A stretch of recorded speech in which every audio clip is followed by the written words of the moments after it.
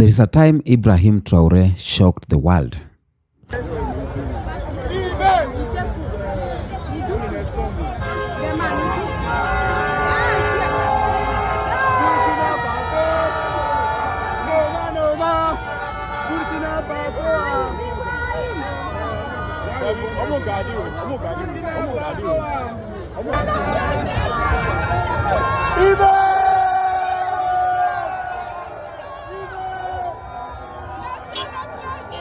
This day, he was in Ghana.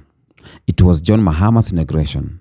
And that day, Ibrahim Traore's security details alone shocked the whole Ghana. His appearance alone awakened African youths. Now, nobody expected Ibrahim Traore to go to Ghana, even with the sanctions and the bans and everything from AU, from the world, And the youth did not erupt because of a gun. The youths erupted because of Ibrahim Traore's confidence. They erupted because for the first time in a long time in history, African leader walked on African soil without fear, without apology, and without permission. That's what happened in Ghana back then. Let me take you back, okay? Let me take you back because we are wrapping the year, we are ending the year, and we need to talk about things that happened in Africa, and it is causing conversations right now in Africa. And the Western, they fear this. Welcome to New Africa, where Africa speaks for herself. Now, today's discussion is not about weapons. Today's discussion is not about protocol or controversy. It's about psychology. It's about power. It's about why African youths erupted when Captain Ibrahim Traore arrived in Ghana with his own security details. Because what shook Ghana that day was not metal. It was the memory. It is a memory that is living rent-free in my head up to now. I go back to those videos and I'm saying myself, this is the Africa we need. We need Africa where African leaders are celebrated across Africa. We need Africa where an African leader from Zimbabwe can be celebrated somewhere in Egypt. Because of what? Because he is doing something great. The reason why Ghana's youth celebrated Ibrahim Traore, the reason why Kenyans youth are still celebrating Ibrahim Traore up to now is because of what he's doing.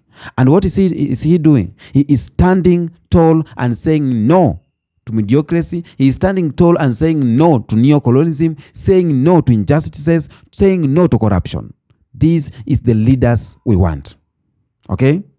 Captain Ibrahim Traore, the president of Burkina Faso, that day attended a high-profile state event in Ghana. But unlike the usual African leaders we are used to seeing, soft suits, borrowed confidence, escorted like fragile guests, Traore arrived as a soldier in full combat. That is a memory. Was not pretending, not apologizing, not blending in, but he wore his military uniform. He moved with his own security details. And yes, the world noticed. Immediately, headlines screamed, unprecedented, provocative, concerning. But African youths are something else because they saw something else. They saw dignity. They saw self-trust. They saw a leader who did not outsource his safety. And that difference matters a lot. African youths are not reacting randomly.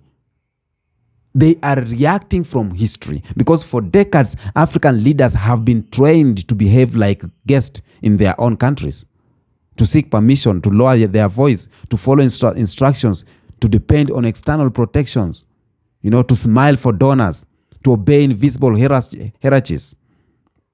So when a young African leader breaks that conditioning, it creates cognitive shock. African youths erupted because Traore represented something they have been denied. And that is urgency, not rebellion, not recklessness, but urgency. Okay? And the symbolism of the self-security is because politics is symbolic, or politics is symbolism. So when an African leader relies entirely on host security. The message is clear, you know.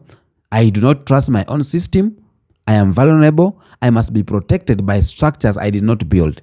But when Traore walked with his own details, the message flipped, saying that I am responsible for myself. My safety is not outsourced. I am not powerless outside my borders. And that's why Burkinabe youths are sitting outside the state house protecting their own leader. And African youths understand that language because they themselves are tired of being told, wait for permission. We are tired. We are tired for being told to depend on aid. We are tired for being told to follow Western frameworks. We are tired for being told to trust external validation. Traore disrupted that narrative without giving a speech. Okay? Now, being respectful to Ghana, I'll say this. Ghana is a proud nation. Ghana is a symbol of African independence. Ghana is a land of Nkrumah's vision.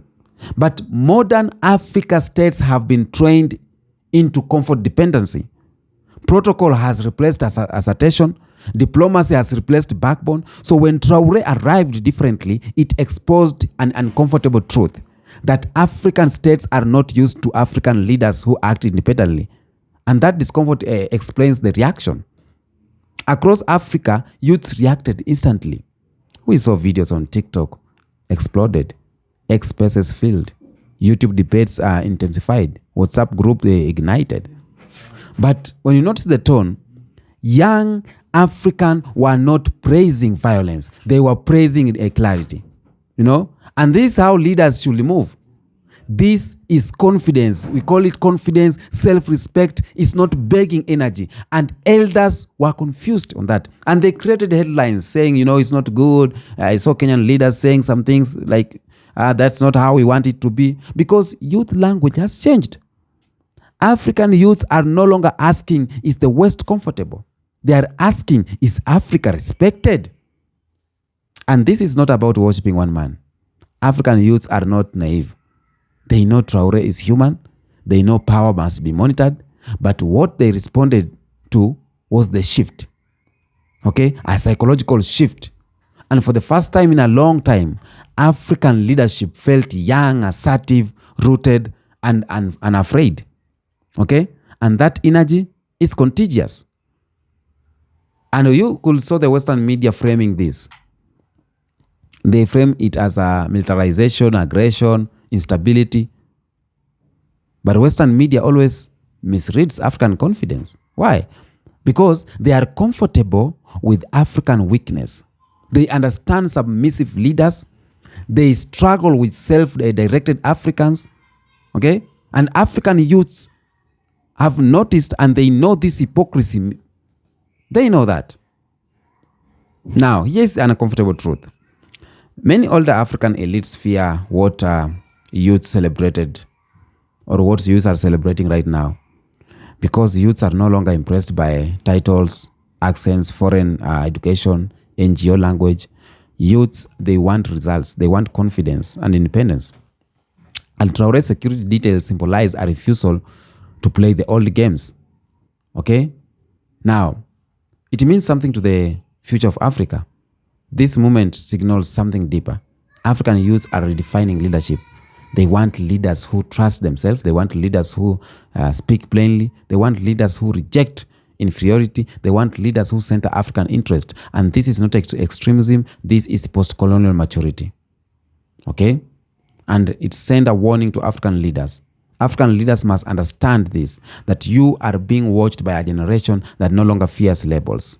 You are being watched by a generation that they do not care if you are called radical and West popular. They care if you are authentic.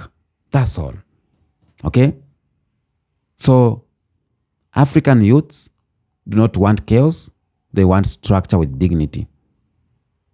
And the lessons I learned from the approach of Ibrahim Traore is to build internal security capacity, to end dependency politics, to respect youth's intelligence, to normalize African confidence, to redefine diplomacy on African terms. That day in Ghana, nothing exploded physically, but something exploded mentally. If you think about that, African youth saw a glimpse of what leaderships look like, you know. So, because if you are afraid of yourself, how can you tackle the West? If you are afraid of your own self to lead, how can you tackle yourself? How can you handle the West?